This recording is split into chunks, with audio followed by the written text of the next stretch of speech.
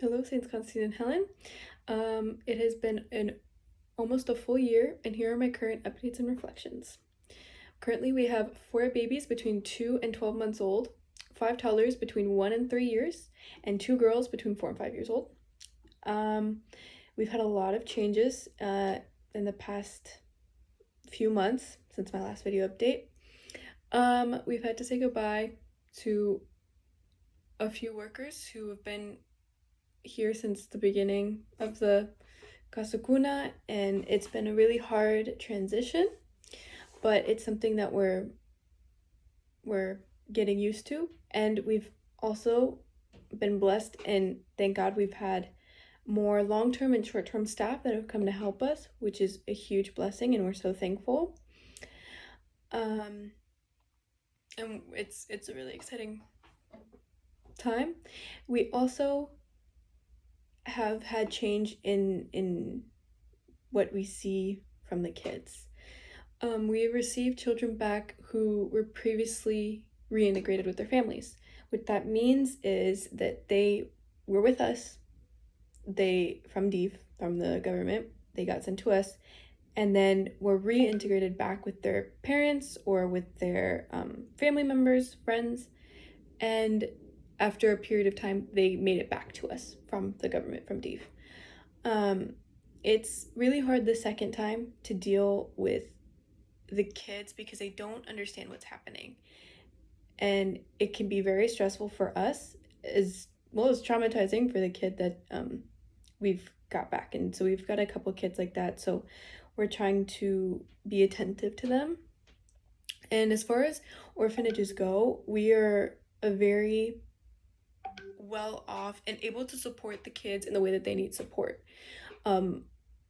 For example, because of the attentiveness of the staff, we were able to catch that one of our 6-month-old babies is 40% deaf, which has been a huge success for early intervention, and now we're able to try to prevent further hearing loss. Another update is my goddaughter, has started preschool, and she's loving it so much. She's loving socializing with kids her age and coming home and telling us all about her day and everything that she learned and she was able to do while she was at school. And that's really something that I think about and reflect of. Like, mission work it can be so difficult and sometimes like scary, but it's like moments like that, like with my goddaughter or like with the kids, that just like reminds me that this is a rewarding experience. Like, this is something that I will look back on and grow from. And I really do think this past year I've definitely grown here. And currently I'm transitioning roles to the assistant of the executive director, Father Nicholas Andrew Chow. I'm going to be his assistant. And I'm very excited about this change. I will definitely miss being such an integral part of the kids day by day, and I'm still going to be a part of their lives since I'm still here, but it's going to be a very different dynamic, and I'm sad to leave them in that way, but this is also something I'm excited to step into because I feel like it strongly aligns with my personal strengths. And because I've decided to take on that responsibility and be his assistant, I've also committed to another full year of service on the ranch.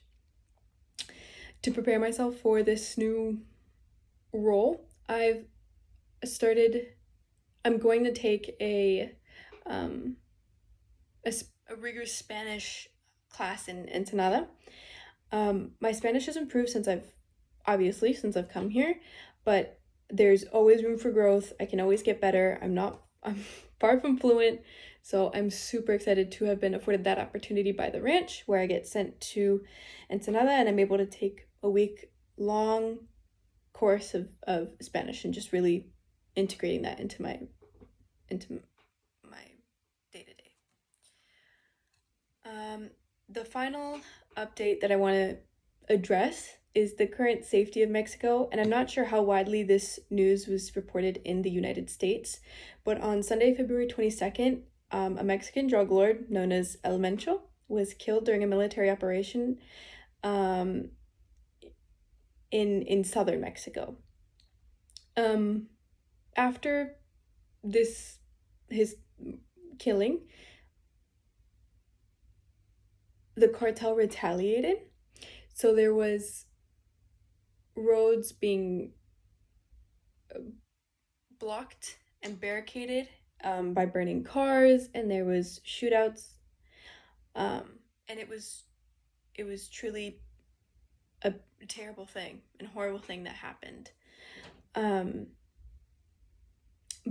but it was very the epicenter of this was southern Mexico. It didn't expand much further than the surrounding state. We did see some retaliation more here north toward the border, but it was very, very minor in comparison to southern Mexico. Um, and it was short lived. The unrest really really only lasted for about 24 hours, 24 48 hours.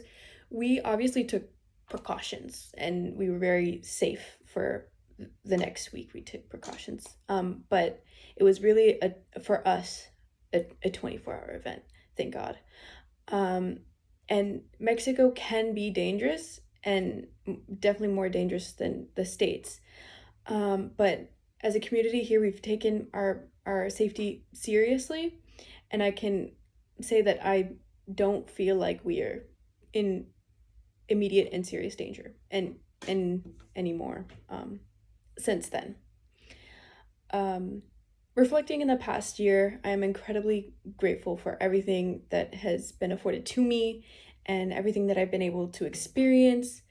There's been a lot of challenges and changes, and just like honestly moments of just like sadness, um, but also so many moments of like grace and so many moments of happiness and just like reflection.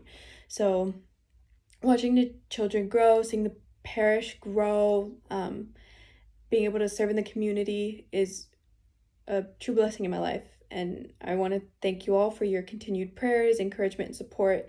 It really makes all this work that I do possible. Please continue to keep the children, the staff, and our parish in your prayers as I move towards another year of servitude.